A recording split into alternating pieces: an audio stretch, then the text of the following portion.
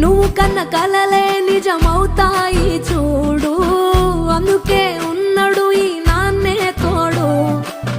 దశరథ మహారాజే నాన్నై పుట్టాడు, నువ్వు రాముడంత ఎదగరనేడు. చరితలు ఎన్నడు చూడని మమతల గూడే వీధిరో, సంపద అంటే ఏదో కాదురో, ఇంతకు మించి